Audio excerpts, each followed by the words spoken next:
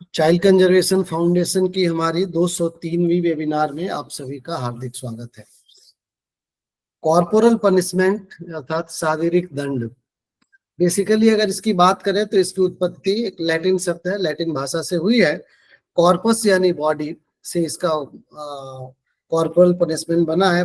किसी बच्चे के शरीर पर किसी भी ऑब्जेक्ट के द्वारा, जैसे चप्पल, डंडा, चमड़े का दुपट्टा या कोई भी अन्य चीज के द्वारा उसको मारना बेसिकली कॉर्पोरल पनिशमेंट की कैटेगरी में आता है। थप्पड़ मारना कोई, या कभी कभी किसी ऐसे पदार्थ, गर्म चीज खिला देना, ठंडी चीज खिला देना, उसकी अरुचि का कोई भी पदार्थ खिला देना भी कॉर्पोरल पनिशमेंट की कैटेगरी में आता है। किशोर न्याय अधिनियम बालकों की देखरेख एवं संरक्षण 2015 में भी नियम के तहत बहुत सारे प्रावधान किए गए हैं। वे बच्चे जो संस्था में रह रहे हैं उनके साथ किस प्रकार बिहेवियर करना चाहिए, किस प्रकार की बातचीत होनी चाहिए, किस प्रकार उनकी देखरेख करनी चाहिए। इसके अलावा सेक्शन 75 भी बहुत सारी बातें कहता है। मेंटल क्रूएलिटी, बच्चों के साथ शारीरिक दंड, इसको लेकर के सेक्शन 75 भी कवर करता है। और खास करके जब हम सेक्शन 75 की बात करें तो उनके लिए देता है जिनके अभिरक्षा में बालक है। अभिरक्षा मतलब माता पिता हो गए, इंस्टीट्यूशन हो गया, पुलिस ऑफिसर हो गया, ऐसा कोई व्यक्ति जिसपे बालक के वास्तविक भार साधक है, बालक की जिम्मेदारी है, वो इस प्रकार की कोई गतिविधि बालक के साथ कहता है तो वो पनिशमेंट के पनिशेबल है। आईपीसी में भी इसके प्रोविजंस दिए गए हैं और डिटेल में हम इस पर बातचीत करेंगे कि वास्तव में इसके एलिमिनेशन के लिए क्या मायने हैं और एलिमिनेशन नहीं होना चाहिए तो उसके भी क्या मायने। इस पर बातचीत करने के लिए हमारे साथ कविता जी जुड़ी हुई हैं। बहुत बहुत स्वागत है आपका कविता जी।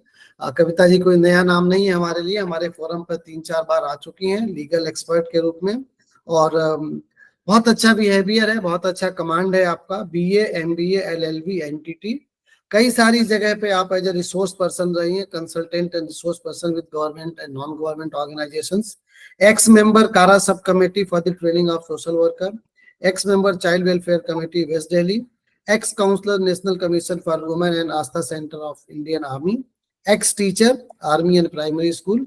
आप एक अपना यूट्यूब चैनल चलाती हैं जिसमें रेगुलरली आप लॉ से संबंधित जानकारी, जे एक पॉक्सो की एक्सपर्ट है, उस पर आपके छोटे छोटे वीडियोज आते रहते हैं। कविता जी से निवेदन है कि आज का जो हमारा विषय है कॉर्पोरल पनिशमेंट, उस पर अपनी बात रखें। Over to you Kavita ji. Thank you so much ना, बहुत बहुत धन्यवाद मुझे आमंत्रित करने के लिए। माय ग्रीटिंग्स टू एवरीवन, आप सभी को नमस्ते। जैसा कि डॉक्टर चौबे ने कहा कि आज हम कॉर्पोरल पनिशमेंट के टॉपिक पर बात करेंगे। तो अभी मार्च तक तो मैं दिल्ली में ही थी और वहाँ पीएम श्री केवी स्कीम के तहत और SCERT के सेंसिटाइजेशन प्रोग्राम के थ्रू एजुकेशनल इंस्टीट्यूशंस में टीचर्स और स्टूडेंट्स के लिए सेशंस करने का मौका मिला।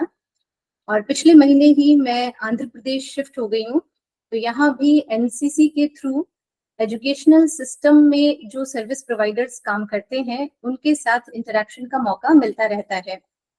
तो चाहे स्कूल्स हों या कॉलेजेस हों या कोई भी ऐसे एजुकेशनल इंस्टीट्यूशंस या दूसरे इंस्टीट्यूशंस जो कि बच्चों के साथ काम करते हैं, और या फिर हम जैसे लोग जो पेरेंट्स हैं या किसी न किसी कैपेसिटी में चाइल्ड केयर सिस्टम से जुड़े हुए हैं, हम सभी के लिए एक मेजर फोकल कंसर्न रहता है कि बच्चों में डिसिप्लिन को कैसे मेंटेन रखा जाए।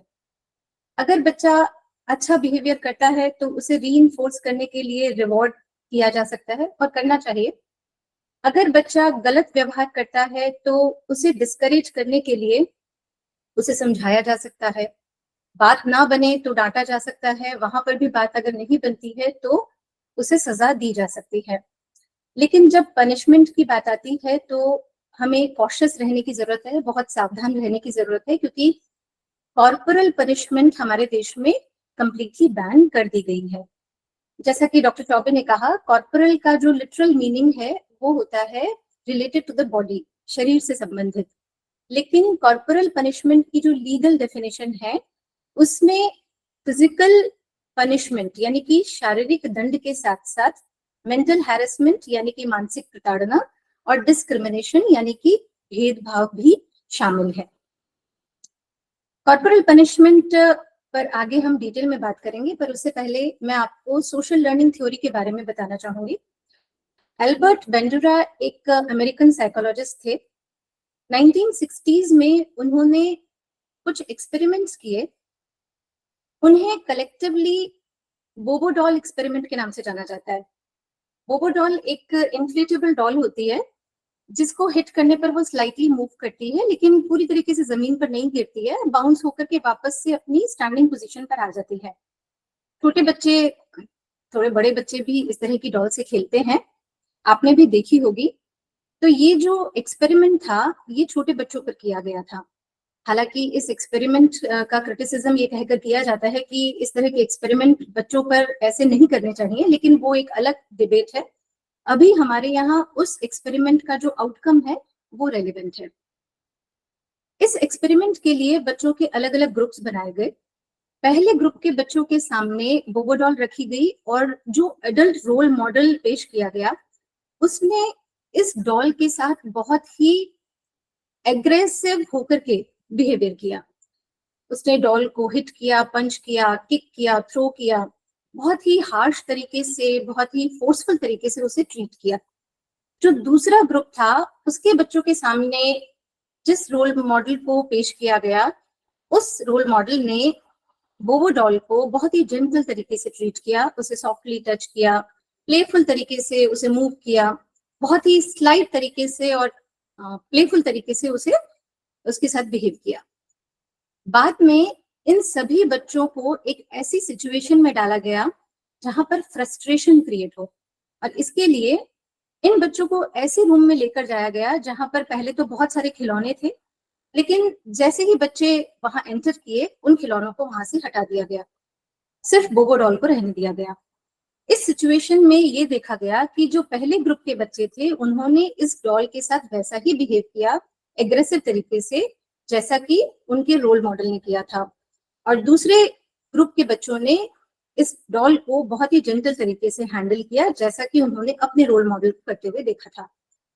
तो यहाँ पर कंक्लूजन ये निकाला गया कि बच्चे जैसा अपने रोल मॉडल्स को बिहेव करता हुआ देखते हैं, ऑब्जर्व करते हैं, वैसा ही वो खुद लर्न करते हैं, और इसी को सोशल लर्निंग थ्योरी का नाम दिया गया।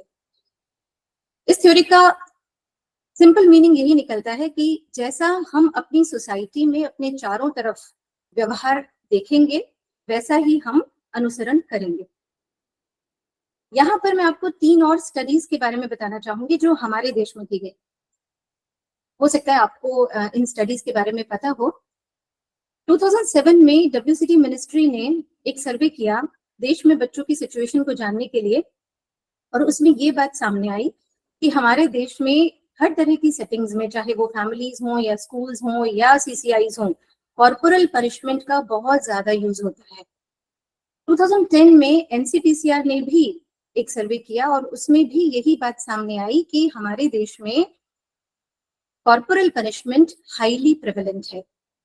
इंटरेस्टिंगली 2015 में UGC ने हायर एजुकेशनल इंस्टीट्यूशंस में होने वाली रैगिंग को लेकर के एक सर्वे किया, और उसमें ये बात सामने आई कि जो स्टूडेंट्स अपने जूनियर्स को बुली कर रहे हैं, उनकी रैगिंग कर रहे हैं, उनका अपना बचपन ऐसा रहा है जहां पर उन्हें अपने पेरेंट्स या अपने टीचर्स से बहुत ज्यादा फिजिकल अब्यूज मिला है और कॉर्पोरल पनिशमेंट मिली है। तो यहाँ एक डायरेक्ट रिलेशन हम देखते हैं कि violence leads to further violence, और अगर हमें एक पीसफुल सोसाइटी चाहिए तो हमें अपने बच्चों को सही तरीके से ट्रीट करना होगा।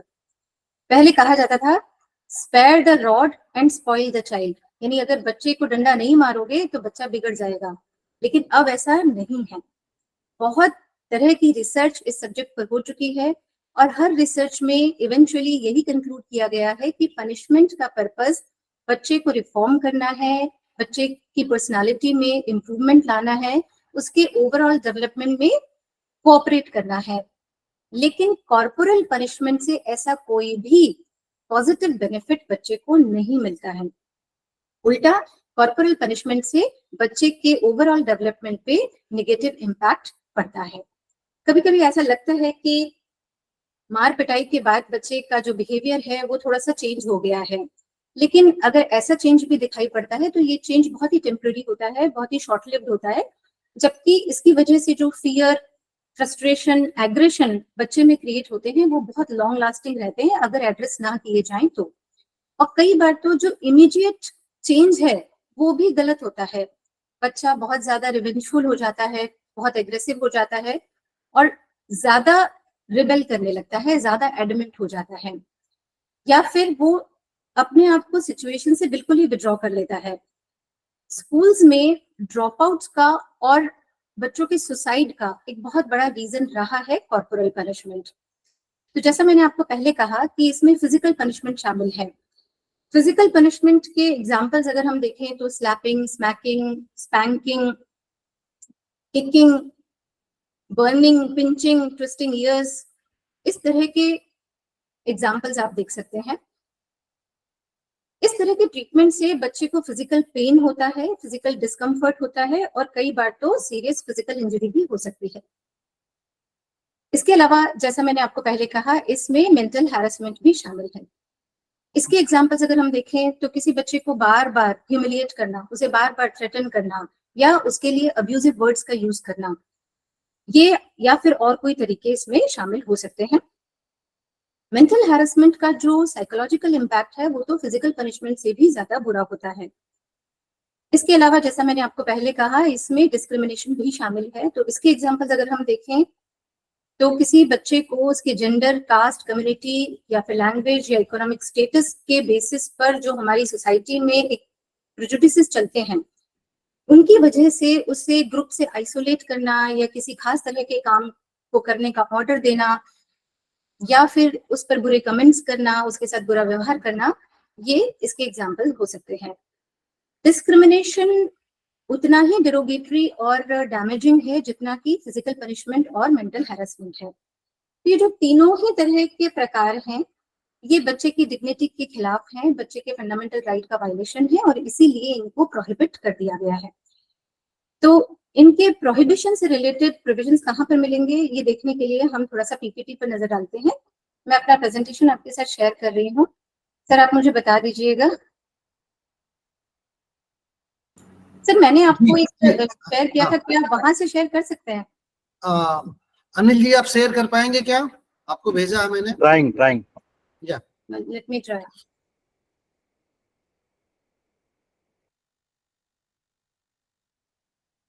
आप देख पा रहे हैं? अभी शेयर नहीं किया मैंने, एक मिनट। हाँ मैंने यहाँ से शेयर कर दिया है। अच्छा ठीक है विजिबल है। और इसको बड़ा कर दीजिए, फुल स्क्रीन चाहे तो। अभी आप देख पा रहे हैं? हाँ दिख रहा।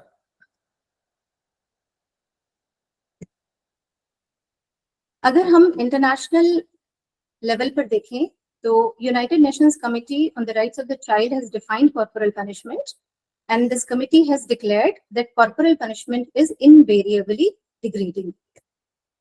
As we all know, our country has ratified UNCRC and therefore we require to take all appropriate measures to protect the child from all forms of physical or mental violence. Moreover, our country has also accepted recommendations of the Global Report 2012 on ending legalized violence against children. National level पर अगर हम देखें तो हमारा अपना जो constitution है उसमें आर्टिकल 21A 6 से 14 साल के बच्चों के लिए फ्री और कंपलसरी एजुकेशन की बात करता है और आर्टिकल 39E बच्चों को प्रोटेक्ट करने की, बच्चों की फ्रीडम और उनकी डिग्निटी की बात करता है। आर्टिकल 21A में जो फंडामेंटल राइट दिया गया है उसको इंश्योर करने के लिए 2009 में RTE एक्ट प्रोमलगेट किया गया and section 17 of this act prohibits physical punishment and mental harassment of the child. Moreover, Section 8 and Section 9 of the RTE Act place a duty on the appropriate government and the local authority to ensure that the child belonging to weaker section and the child belonging to disadvantaged group are not discriminated against. तो ये जो RTE Act है ये तो schools पर applicable है और elementary education पर applicable है, लेकिन जुवेनाइल जस्टिस एक्ट तो ऑल इंक्लूसिव है। तो जेजे एक्ट में अगर हम प्रोविजंस देखते हैं तो सेक्शन 2 का सबसेक्शन 24 जो है वहां पर कॉर्पोरल पनिशमेंट को डिफाइन किया गया है और सेक्शन 82 में चाइल्ड केयर इंस्टीट्यूशन में कॉर्पोरल पनिशमेंट को प्रोहिबिट किया गया है। लेकिन जो सेक्शन 75 है वो बहुत वाइड है. It is applicable on everybody who is in charge of the child. It says whoever having the actual charge of or control over a juvenile or child assaults, abandons, exposes or willfully neglects him and causes unnecessary mental or physical suffering shall be punishable with imprisonment for a term which may extend to 6 months or fine or with both. तो ये कुछ special provisions हैं जो corporal punishment को लेकर के हमारे पास available हैं. Apart from this, in specific situations, some provisions of the SC/ST Act and some provisions of the Protection of Civil Rights Act as well as some provisions of the Indian Penal Code can also be used to prosecute a wrongdoer. पर यहाँ पर समझने वाली बात ये है कि एक घटना घटित हो जाती है, अनटूवर्ड इंसिडेंट हो जाता है और उसके बाद में हम एक व्यक्ति को प्रोसिक्यूट करें जो कि चाइल्ड केयर प्रोटेक्शन सिस्टम में या एजुकेशन सिस्टम में काम कर रहा है, उससे बेहतर तो यही होगा कि सभी स्टेक होल्डर्स का रेगुलरली सेंसिटाइजेशन हो. क्योंकि कई बार ऐसा होता है, ऐसा देखा गया है कि चाहे पेरेंट हो या टीचर हो या केयर गिवर हो, उनके अपने बहुत चैलेंजेस होते हैं.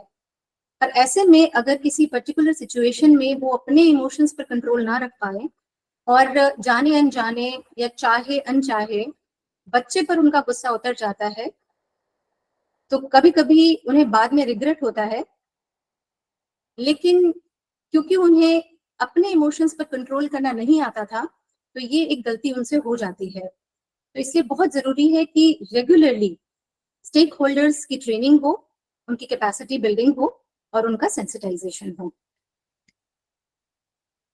केस लॉज की अगर हम बात करें तो ईयर 2000 में एक PIL फाइल की गई थी, parents forum for meaningful education versus union of India.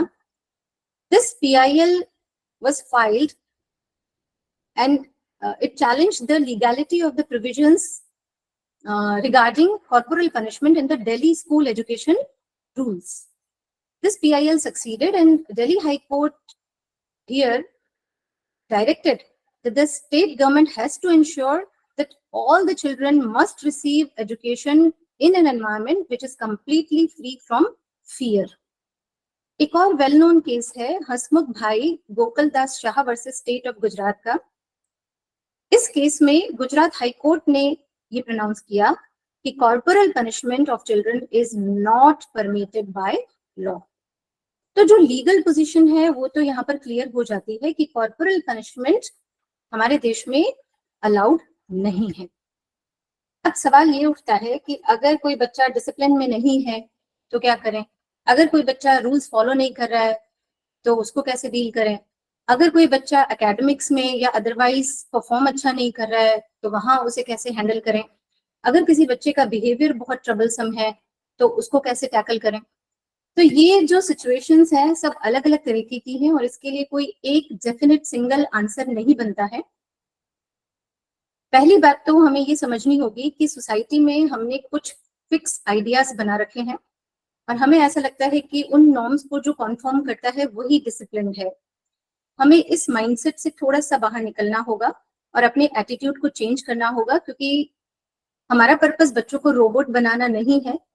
अगर हम ये चाहते हैं कि बच्चे रोबोट बन के हर ऑर्डर को फॉलो करें और अगर वो ऑर्डर फॉलो नहीं करेंगे तो हम उन्हें टॉर्चर करेंगे, तो ये एटीट्यूड ठीक नहीं है. दूसरी बात हमें ये समझनी होगी कि लर्निंग कोई वन टाइम प्रोजेक्ट नहीं है, ये एक ऑनगोइंग प्रोसेस है. तो जो भी वयस्क लोग हैं, जो बड़ी उम्र के लोग हैं, जिनके चार्ज में बच्चे हैं, उन्हें ये समझना होगा कि बच्चों के साथ डील करने के लिए एक पॉजिटिव कंटिन्यूअस एंगेजमेंट जरूरी है. बच्चों को क्रिएटिव और कंस्ट्रक्टिव एक्टिविटीज में बिजी रखना जरूरी है और इस दौरान एक proper open two way communication होना चाहिए. अगर बच्चा गलती करता है तो सबसे पहले उसे समझाना चाहिए, उसकी काउंसलिंग होनी चाहिए. वहां अगर बात नहीं बनती है तो फिर उसे डांटा जा सकता है, फॉर्मल वार्निंग दी जा सकती है, रिप्रिमांड किया जा सकता है. वहां पर भी बात नहीं बनती है तो जैसा कि टीचिंग प्रोफेशन में प्रैक्टिस किया जाता है और जैसा हमारे जुवेनाइल जस्टिस मॉडल रूल्स में रूल 69 में बच्चों के बिहेवियरल मैनेजमेंट के पॉइंट्स दिए गए हैं। उसमें भी कहा गया है कि बच्चों को ऑल्टरनेटिव पनिशमेंट्स दी जा सकती हैं। ऑल्टरनेटिव पनिशमेंट के जो मेथड्स वहां दिए गए हैं उसमें आप जैसे स्क्रीन पर देख सकते हैं कि बच्चे को एक्स्ट्रा टास्क या रिस्पॉन्सिबिलिटीज असाइन की जा सकती हैं, उससे इम्पोजिशन राइटिंग करवाई जा सकती है, उसको अगर कोई प्रिविलेजेस मिल रहे हैं तो उनमें से कोई प्रिविलेज विड्रॉ करके उसे प्रिविलेज से डिप्राइव किया जा सकता है। तो कॉर्पोरल पनिशमेंट तो बैन की गई है, पर पनिशमेंट को कंप्लीटली बैन नहीं किया गया है। जो सजा देने के वैकल्पिक तरीके हैं, जो सकारात्मक उपाय हैं, वो स्लाइड मूव नहीं हो रही है कविता जी, स्लाइड मूव नहीं हो रही। आप पिछली स्लाइड्स नहीं देख पाए पहली स्लाइड पे ही अटकी हुई है, थोड़ा आगे कर लें। तो आई थिंक मैं इसको एक बार एस्केप करती हूँ, क्योंकि मैं तो बहुत आगे आ गई। स्लाइड्स मैंने आपको ये सारे ही प्रोविजंस कंटिन्यू कर दिए थे। यस, मूवमेंट हो रहा है, मैनुअली कीजिए मैडम, हो रहा है मूवमेंट। अच्छा, तो अभी ये आपके पास बस ये फर्स्ट स्लाइड थी? हाँ, अभी फर्स्ट दिख रही है। अभी can you see the second slide? Yes, now it is second. ठीक है, तो मैंने जो प्रोविजंस आपको अभी ओरली बताए वो अभी आप एक एक करके जो स्लाइड देखेंगे उनमें है। तो ये सर आप आगे शेयर कर दीजिएगा ताकि रिलेट कर पाएंगे सभी। तो अभी मैं आगे मूव कर जाती हूँ। ये जो प्रोविजंस मैंने आपको बताए लीगल प्रोविजंस वही हैं स्लाइड्स में।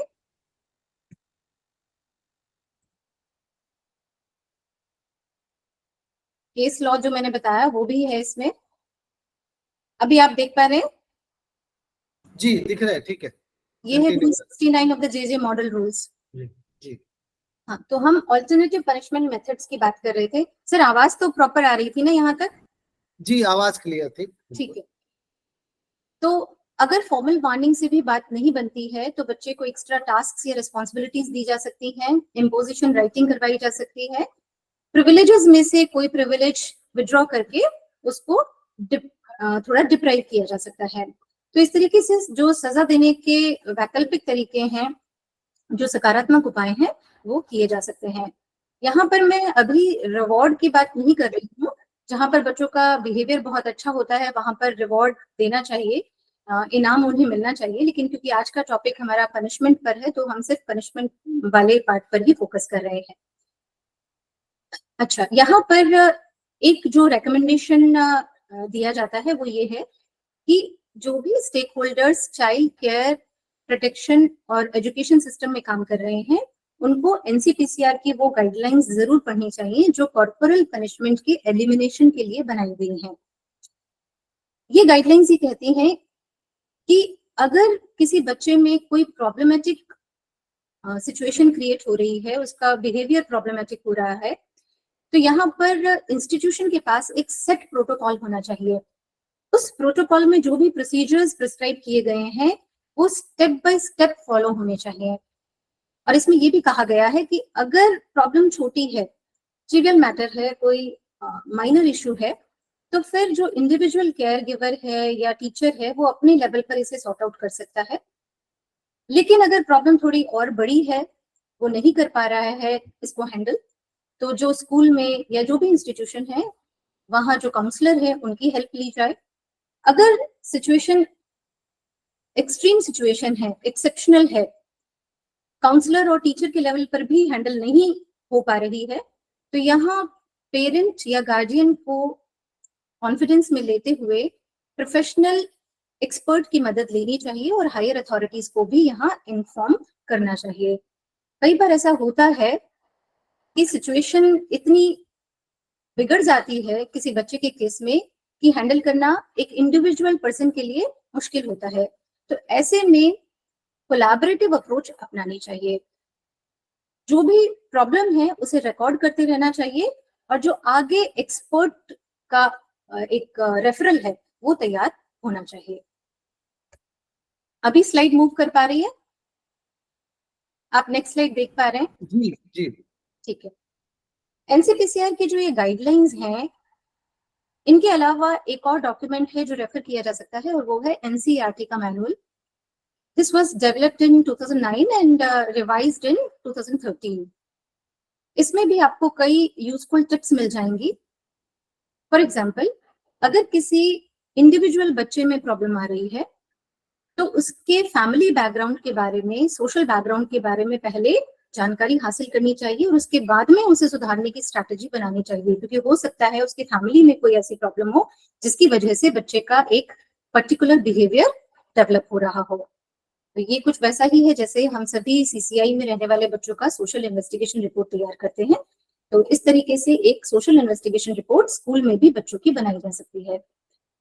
अगर ग्रुप में प्रॉब्लम आ रही है, ग्रुप का बिहेवियर है और वहां पर प्रॉब्लम आ रही है, तो जो ग्रुप एग्जिस्ट कर रहा है एक पर्टिकुलर सेटिंग में, उस सेटिंग को रीअरेंज करके स्ट्रेटेजी बनानी चाहिए। जैसे कि क्लासरूम है तो क्लासरूम में फर्नीचर का क्या लेआउट है, लर्निंग मटेरियल्स कौन कौन से हैं, उनका अरेंजमेंट चेंज करके अगर स्ट्रैटेजी तैयार की जाएगी तो वो इफेक्टिव रहेगी।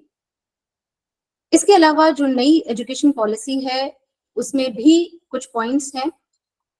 एजुकेशन पॉलिसी में हाईलाइट किया गया है कि बच्चों की लर्निंग फन वे में होनी चाहिए। अगर हम बच्चों को एक कंफर्टेबल एनवायरनमेंट देंगे तो जो लर्निंग है वो प्लेजरेबल होगी, और अगर वो खुश होकर सीखेंगे तो ये लर्निंग सस्टेनेबल रहेगी, ज्यादा लंबे समय तक वो सीखेंगे और उनका जो सीखना है वो बना रहेगा। तो इस तरीके से गाइडेंस हमारे पास अवेलेबल है।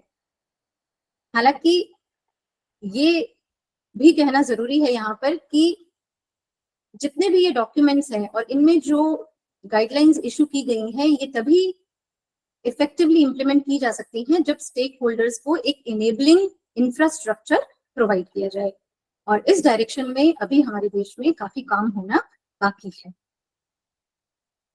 अभी रिसेंटली इनफैक्ट पिछले महीने ही मद्रास हाईकोर्ट ने वहां स्टेट गवर्नमेंट को ये डायरेक्शन दिए हैं कि एनसीपीसीआर की जो ये कॉर्पोरल पनिशमेंट को लेकर के गाइडलाइंस हैं इनको इम्प्लीमेंट किया जाए। अच्छा, एक और पॉइंट जो बहुत सिग्निफिकेंट है, कई सारे हाई कोर्ट्स के ऐसे जजमेंट्स हैं जहां पर कोर्ट्स ने ये कहा है कि अगर किसी बच्चे के गलत बिहेवियर को करेक्ट करने के लिए टीचर या जो भी इंचार्ज पर्सन है वो रीजनेबल फोर्स का यूज करता है और मैलाफाइड इंटेंशन नहीं है तो फिर क्रिमिनल लायबिलिटी नहीं बनेगी। इसी तरीके का एक एक्सेप्शन हमारे आईपीसी में भी है सेक्शन 89 में, जिसमें ये कहा गया है कि अगर 12 साल से कम उम्र का बच्चा है और पेरेंट्स की कंसेंट है तो वहां अगर बच्चे के बेनिफिट के लिए कोई एक्शन लिया जाता है तो वहां पर कोई क्रिमिनल लायबिलिटी नहीं बनेगी, ऑफेंस नहीं बनेगा। और ये जो एक्सेप्शन है ये इस तरह के केसेस में एक डिफेंस की तरह यूज किया जाता रहा है, लेकिन ये डिफेंस तब काम नहीं करता है जब बच्चे को सीरियस इंजरी हुई है, ग्रीवियस हर्ट हुआ है या उसकी डेथ हुई है। तो यहाँ पर स्टेक होल्डर्स को ये समझना जरूरी है कि रीजनेबल फोर्स क्या होता है। रीजनेबल फोर्स और अनरीजनेबल फोर्स के बीच में लाइन ड्रॉ करना हम सबको आना चाहिए। रीजनेबल फोर्स किसी भी सिचुएशन के अकॉर्डिंग जितना जरूरी फिजिकल फोर्स है उसी को कहते हैं, उससे ज्यादा हम एक्सीड नहीं कर सकते हैं।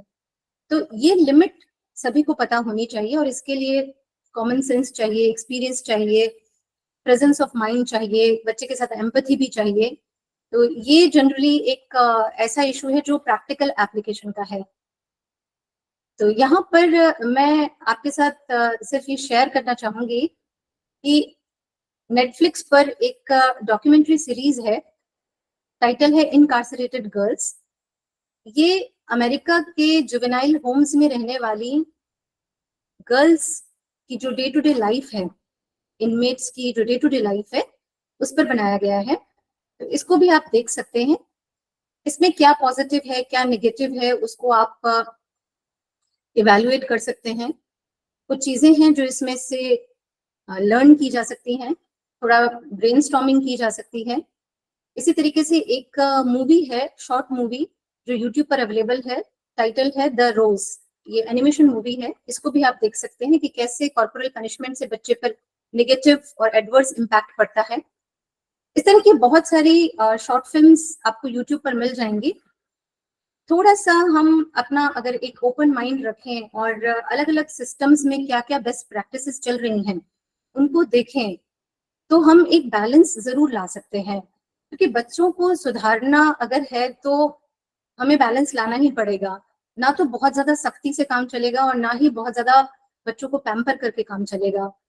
तो इसके लिए तो हमें भी थोड़ा ओपन रहना पड़ेगा और सेल्फ अवेयर रहना पड़ेगा, और जो अपना नॉलेज बेस है उसे बढ़ाना पड़ेगा। तो यहाँ मैं कंक्लूड कर रही हूँ। आगे आप कोई अपना एक्सपीरियंस शेयर करना चाहें तो please go ahead. Thank you very much, Kavita ji. Once again, it was a very short but crispy kind of a lecture, or we can say the discussion.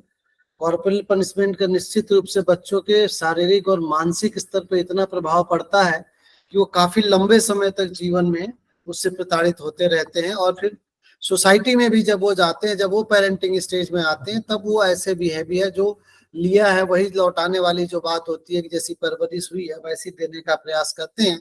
तो ओवरऑल इस तरीके से अगर देखा जाए तो एक नेगेटिव इम्पैक्ट इसका है। इसके बारे में और भी बहुत सारे डायमेंशंस हो सकते हैं, जैसा आपने बताया, उस पर भी कभी हम आगे चर्चा करेंगे अगर जरूरत पड़ेगी तो। हाँ जी बिल्कुल, जैसे मैंने आपको कहा कि ये जो एक डॉक्यूमेंट्री सीरीज है, ये क्योंकि अमेरिकन सिस्टम के ऊपर बनाई गई है, पर इसमें आप देख सकते हैं कि जब उन गर्ल्स का जो बिहेवियर है वो बहुत एक्सट्रीम हो जाता है, वो बहुत एग्रेसिव हो जाती हैं और एक दूसरे को हार्म करने लगती हैं या प्रॉपर्टी को हार्म करने लगती हैं या स्टाफ के अगेंस्ट थोड़ा वायलेंट हो जाती हैं, तो कैसे उनको रेस्ट्रेन किया जाता है। तो इसमें कोशिश ये की जाती है कि ना वो ओवर रिएक्ट करें ना अंडर रिएक्ट करें। तो हमारे कोर्ट्स ने भी यही बोला है कि अगर बच्चा बहुत ज्यादा वायलेंट हो रहा है तो वहां पर रेस्ट्रेन तो करना पड़ेगा। तो अगर बच्चे का हाथ पकड़ के थोड़ा बहुत पुल करके उसे रेस्ट्रेन किया जाता है तो इसमें कोई बुराई नहीं है। और इसके अलावा कई बार ऐसा होता है कि बच्चे जब बहुत ज्यादा एग्रेसिव हो जाते हैं या बहुत ज्यादा मूडी हो जाते हैं, तो ऐसे में टाइम आउट का एक कॉन्सेप्ट है जो छोटे बच्चों के स्कूल्स में भी अप्लाई किया जाता है। हम हमारे देश में भी जो स्कूल्स हैं, जो प्राइमरी स्कूल्स हैं या सेकेंडरी लेवल की क्लासेस हैं, वहां पर भी अप्लाई किया जाता है। तो इसमें बच्चे को सिचुएशन से थोड़ा निकाल करके, उसे वहां से रिमूव करके बाकी बच्चों से थोड़ी देर के लिए अलग रखा जाता है। जैसे पुराने टाइम में किया जाता था कि बच्चे को एक कॉर्नर में बिठा दिया जाता था, तो इसी को हम टाइम आउट कहते हैं। लेकिन टाइम आउट और रेस्ट्रेन के अपने कुछ रूल्स एंड रेगुलेशंस हैं। जैसे टाइम आउट जो है वो बहुत फ्रीक्वेंटली नहीं करना चाहिए। टाइम आउट अगर आप कर रहे हैं तो बच्चे को सुपरविजन में रखना जरूरी है। तो इस तरह के जो कुछ तरीके हैं, ऑल्टरनेटिव तरीके, वो यूज किए जा सकते हैं, लेकिन थोड़ा सा केयरफुल रहने की सब जगह जरूरत है। इनफैक्ट हर स्टेट के अपने जो एजुकेशन डिपार्टमेंट हैं और जहां पर हायर एजुकेशनल इंस्टीट्यूशंस हैं, तो वहां पर यूनिवर्सिटीज के अपने कुछ SOPs बने हुए हैं, कुछ मैनुअल्स बने हुए हैं कि बच्चों को, स्टूडेंट्स को अगर टैकल करना है और वहां पर हमें कोई डिसिप्लिनरी एक्शन लेना पड़ता है बच्चे के खिलाफ, तो उसके क्या रूल्स एंड रेगुलेशंस हमें फॉलो करने होंगे, ये गाइडलाइंस उनमें अवेलेबल हैं।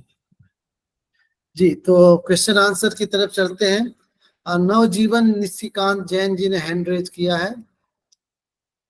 कहाँ से हैं आप, थोड़ा अपना परिचय दे दें, क्योंकि पहली बार हमें नाम दिखने में आ रहा। नवजीवन जी, नवजीवन जी, आप मेरी बात सुन पा रहे हैं? डॉक्टर लक्ष्मण, आप अपनी बात रखें, आप माइक अनम्यूट कर लें जी। नमस्ते Kavita Bhandari ji, I am Laxman Malekar from Tripura state Tripura. हाँ जी सर। बहुत अच्छे तरीके से आप समझाया। मेरा पास एक केस था। एक स्टूडेंट को एक टीचर हर टाइम का मारता है कि उनका प्रोटेस्ट करने का कोई साहस नहीं था, लेकिन एक दिन वो कंपेल हो गया कंप्लेन करने के लिए, तो रिटर्न सबमिट किया application. Injury was there after hospitalised, in the prescription it is written that injury is there, but after submission of this application to us through somebody, we have investigated, we have found the case is very genuine. At that time we have reported in the higher authority, the director of school education, and when an inquiry came to find out the matter from the education director side, the student already refused to tell this thing, because he was so under heavy pressure. So in this way, but the gyroscope is available with us, somebody, and she told that it was not any incident, I casually kept given. In this scenario, what can be done? But this is the student has refused to further go ahead with the complaint. Yeah, but she has submitted in her own handwriting. with the signature in the Yes, sir. hand. Sir इसमें क्या है, अगर जैसे RTE act में तो ये है कि आप अगर कोई कंप्लेंट है तो लोकल अथॉरिटी को दे सकते हैं, और आगे फर्दर लोकल अथॉरिटी इसको जो भी रॉन्ग डूअर है उनके प्रोसिक्यूशन के लिए फर्दर जो भी प्रोसीडिंग्स हैं वो इनिशिएट कर सकती हैं। तो अभी यहाँ पर जो हायर अथॉरिटीज की आपने बात की है वो इसमें क्या कर रहे हो? The higher authority, school authority का discuss तो RTE authority. Act में, क्योंकि ये लोकल अथॉरिटी के ऊपर ये रिस्पॉन्सिबिलिटी डाली गई है तो उनको आगे एक्शन लेना होगा। मैडम ये है स्कूल का अथॉरिटी तो director school education, highest authority of the state अगर डायरेक्टर स्कूल। स्कूल में प्रॉब्लम है, आप आयोग डिसिप्लिनरी एक्शन तो हो गया होगा, वो तो स्कूल की तरफ से हुआ होगा टीचर के अगेंस्ट। ये ना नहीं हुआ मैडम। मैडम अगर बच्चा आप आयोग में भी शिकायत करते हैं चाइल्ड आरटीई एक्ट में ये है कि अगर उस पर एक्शन नहीं होता है तो फिर जो स्टेट कमीशन है उसको अपील जाएगी। जी, स्टेट कमीशन में आप एक रिप्लाई एक SCPCR जो है वहां पर इसकी आप कॉपी देके और इसकी आगे फर्दर अपील कर सकते हैं अगर एक्शन नहीं हुआ है तो। Okay madam. अथॉरिटी अगर एक्शन नहीं ले रही है तो आगे स्टेट कमीशन इसमें कार्रवाई करेगा, जी, क्योंकि आरटीई एक्ट के पूरे इम्प्लीमेंटेशन की जिम्मेदारी SCPCR और NCPCR की है। जी, ओके। तो अभी हमारे पास समय है, और भी प्रश्न हम ले सकते हैं, 5-7 मिनट 10 मिनट का समय है। किसी के भी कोई प्रश्न हो तो हैंड रेज कर सकते हैं, माइक ओपन करके बात कर सकते हैं।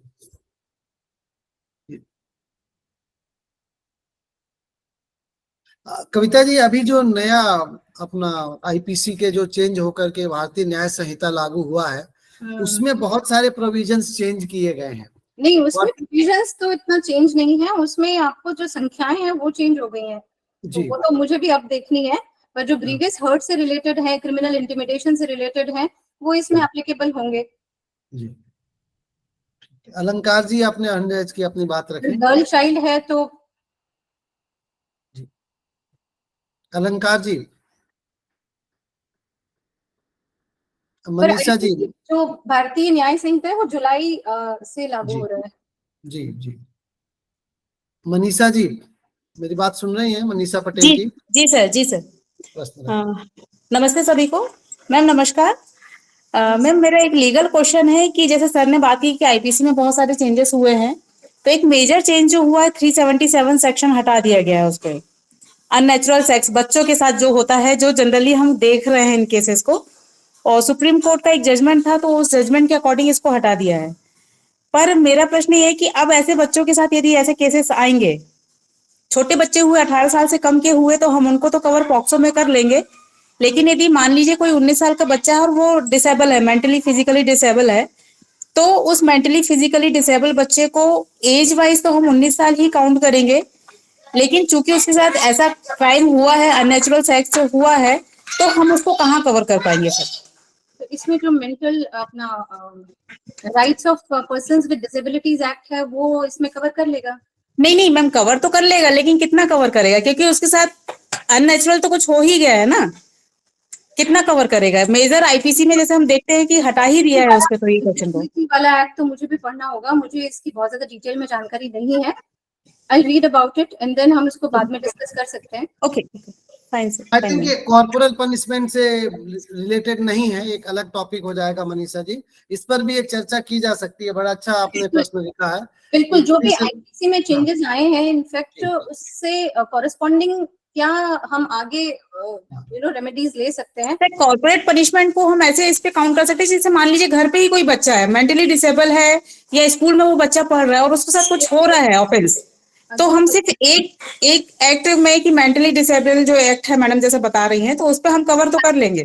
18 से कम वाले तो जेजे एक्ट में भी कवर हो जाएंगे। मैम पॉक्सो तो उनके लिए बना ही हुआ है। मेरा प्रश्न है कि 19 साल का बच्चा है, वो कॉमन नॉर्मल स्कूल में नहीं जाएगा, वो तो ये जो इन लोग के लिए अलग से स्कूल बनते हैं वहां पे जाएगा वो पढ़ने के लिए, और वहां पे ऐसा कुछ हो रहा है, तो उन बच्चों को हम कैसे जस्टिस दिला पाएंगे? क्योंकि आईपीसी से तो बहुत वैलिड क्वेश्चन है आपका, इस पर एक अलग से हम चर्चा रखते हैं। एलिमिनेशन ऑफ इसमें और डिटेल में मुझे भी देखना होगा।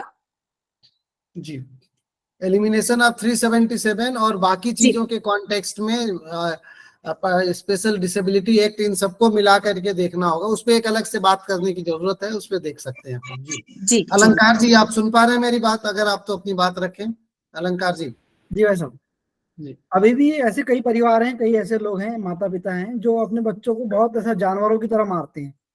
तो शहरों में तो ऐसे बहुत कम है, पर गांव में ऐसे लोग बहुत होते हैं। और उनकी शिकायत भी मतलब ना कोई पुलिस के पास करता है, ना कोर्ट में करता है, ना किसी भी तरह से शिकायत नहीं होती है। तो उसको फिर कैसे उस उन बच्चों की जो मेंटल स्थिति, मानसिक स्थिति है, वो खराब होने से बचे, इसके लिए क्या उपाय कर सकते हैं? एक्चुअली जो अपना ICPS integrated child protection scheme पहले था, जिसको अब इन्होंने रिवाइव किया और थोड़ा सा रिवाइज करके मिशन वात्सल्य स्कीम लेकर आए हैं। उसमें इसको लेकर के प्रोविजंस हैं कि जो लोकल लेवल पर जितनी अथॉरिटीज हैं, अब इसमें जो जैसे इवन लोकल हेल्थ वर्कर्स हैं, आंगनवाड़ी वर्कर्स हैं, जो आशा दीदीज हैं, जो नर्सेज हैं, अगर उनकी संज्ञान में कोई भी इस तरह का केस आता है तो ये उनकी भी जिम्मेदारी है कि जो भी डिस्ट्रिक्ट चाइल्ड प्रोटेक्शन यूनिट है उनको इसके बारे में इन्फॉर्म करें। तो कहीं पर भी नॉट ओनली कॉर्पोरल पनिशमेंट, अगर किसी और तरीके से भी किसी बच्चे के साथ अन्याय हो रहा है तो जो ये लोकल लेवल पर चाइल्ड प्रोटेक्शन कमिटीज बनी है या ग्राम पंचायत है, पंचायत में जो स्टाफ है, और जैसे मैंने आपको कहा कि ये जो पब्लिक हेल्थ वर्कर्स हैं, इनके नॉलेज में भी अगर इस तरह का केस आता है तो इनको जाकर के डिस्ट्रिक्ट चाइल्ड प्रोटेक्शन यूनिट में बताना है। और अल्टीमेटली जो प्रोटेक्शन की जिम्मेदारी है वो फिर यहाँ पर DM की आती है। तो आगे फर्दर क्या करना है, बिल्कुल DCPO को आगे एक्शन लेना होगा। मैडम, ऐसा कई बार देखा जाता है कि जो आंगनवाड़ी वाले हैं या जो आशा कार्यकर्ता हैं हॉस्पिटल में जो बच्चों के लिए काम करने वाली नर्सेज हैं, वो लोग खुद के काम तो ढंग से नहीं करती हैं। मतलब ये ये फैक्ट सभी को मालूम है, सब जानते हैं। हाँ, वो तो सही कह रहे हैं, नया ग्राउंड लेवल पे प्रॉब्लम्स तो हैं, पर कई बार इनफैक्ट ये भी हुआ है कि ये खुद वर्कर्स कहते हैं कि इनको सैलरीज नहीं मिल रही है, इनकी अपनी कुछ प्रॉब्लम्स हैं। तो हाँ, हाँ, इशू है, ये इशू तो है हमारे देश में। प्रॉब्लम यही है कि प्रैक्टिकल एप्लीकेशन में अभी जैसा मैंने कहा कि बहुत काम होना बाकी है। तो यहाँ सेंसिटाइजेशन ही सबसे बड़ा सॉल्यूशन है, हर लेवल पे सेंसिटाइजेशन हो।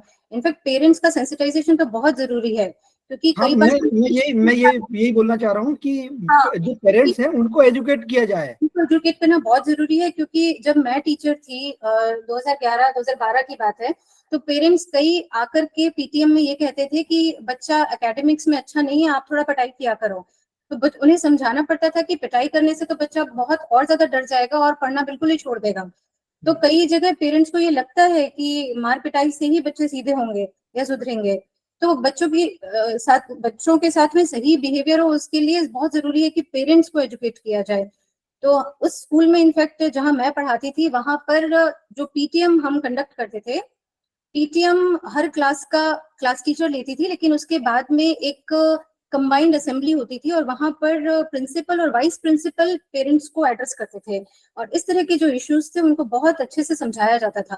तो ये एक अच्छी मैंने वहां प्रैक्टिस देखी कि PTM के दिन ही एक पूरा कंबाइंड मीटिंग हो, जिसमें प्रिंसिपल, हाँ जी, प्रिंसिपल भी प्रेजेंट रहती थी और प्रिंसिपल और वाइस प्रिंसिपल भी उन्हें एड्रेस करती थी। क्योंकि कई बार ये होता है कि क्लास टीचर के कहने से वो उन्हें ये बात समझ नहीं आती, तो वहां जब सभी पेरेंट्स को बैठा करके उनका सेंसिटाइजेशन किया जाता था, तो उन्हें भी लगने लगा कि हाँ, जो सभी टीचर्स कह रहे हैं तो वो ठीक ही कह रहे हैं, कि बच्चों के साथ हमें एक स्ट्रेटेजिक तरीके से चलना है। ऐसे रैंडमली बच्चों को मारना पीटना, उनको डराना, हाँ, हाँ, ये ठीक नहीं है। पर फिर भी मैडम कई के लेवल पे बहुत कुछ हो सकता है, क्योंकि स्कूल्स में हर मंथ PTM तो होता ही है। जी, वैसे अवेयरनेस और सेंसिटाइजेशन ही इसका एकमात्र सॉल्यूशन है। इसका इसमें solution जिस ये है। व्यक्ति को भी पहली बार पता चले उसे तुरंत कंप्लेंट करनी ही चाहिए। जी, क्योंकि कई बार पेरेंट्स को ही नहीं पता कि क्या सही तरीका क्या है बच्चे को हैंडल करने का। इसलिए मैंने कहा कि पहले सेल्फ अवेयरनेस की जरूरत है। सोनू, आप पे कुछ कहना चाह रहे हैं? सोनू कुमार जी, आप कुछ कहना चाह रहे हैं? आपका माइक ओपन था।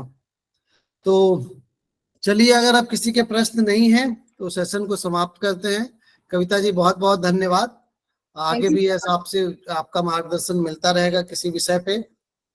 सभी को नमस्ते। अगले सप्ताह फिर किसी नए विषय के साथ आपके समक्ष उपस्थित होंगे। नमस्कार। Thank you so much. नमस्ते।